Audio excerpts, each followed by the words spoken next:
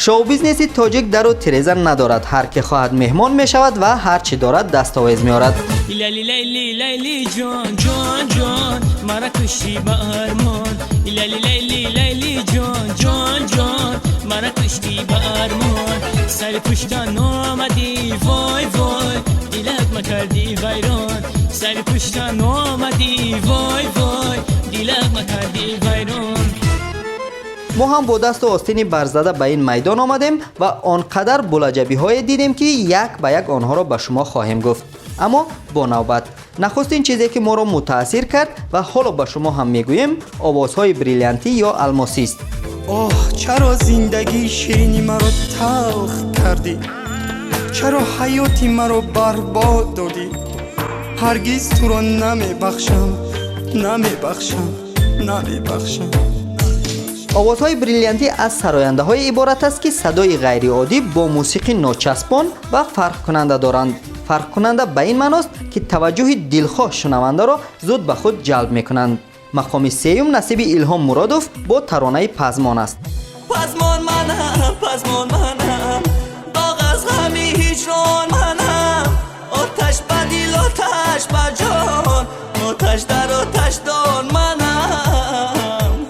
سگانه این ریتینگ از میان 10 کلیپ انتخاب شد. آنهایی که وارد روی خط نشدند شاید هنوز شانس ستاره شو بیزنس بودن را دارند و یک نفر از این فهرست حالا معرفی می شود. بختیاری سنگلی که ای یارم می خواند. ای یارم عشق تو در دل دارم توی یاری وفادارم. اما نورخانی نظر با سرود عشق من مقام دوم ریتینگ را معرفی می کند. تو بودی نور چشمانم تو بودی قوت و جانم ولی رفتی تو از نزدم غریب و زار و تنهایم. دلیل رشد کردن آوازهای الماسی شاید همان گونه‌ای که برخی نماینده های شو بیزنس اقرار میکنند پول باشد. وقتی که ما پول داریم آبروی مول داریم اگر چیزا باشیم هم آوازی بلبل داریم. و اما شما را زیاد منتظر نمی کنیم. در زینه اول سگانه ما یک جنس لطیف ایستاده است. برای نخستین بار مدعی کرسی پرزیدنتی شدن یک بانو در تاجیکستان و انتخاب فرشته فریدون به عنوان پیشصف ریتینگ امروزی ما هیچ ارتباط ندارد. این بانو که از بچه کلابی وصف می کند جای اول ریتینگ الماسی را از شیر مادرش نیز حلالتر کرد.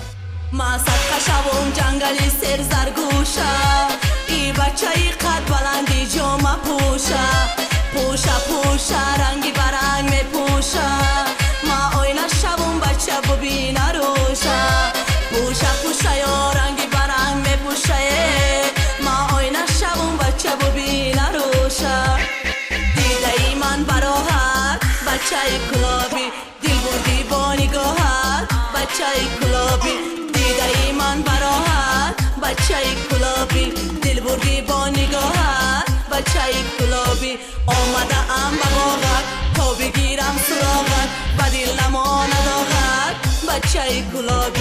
همین فرشته جای دیگر می خواند. لبی آب دور بودایا نمی رفت و مشیده عاشقی زور بودایا نمی کرد و مشیده آه عاشقی زور بودایا نمی کرد و مشیده. شاید اگر این بانو در برابر عاشق سرایندگی را هم نمیکرد بهتر بود. بیننده عزیز این ریتینگ یا جا به جا گذاری صداها غیر رسمی است. اگر مبادا با ما راضی نباشید یا پیشنهادی دیگر دارید در سایت azadagan.com بنویسید تا ریتینگ های دیگر صدای خود را حفظ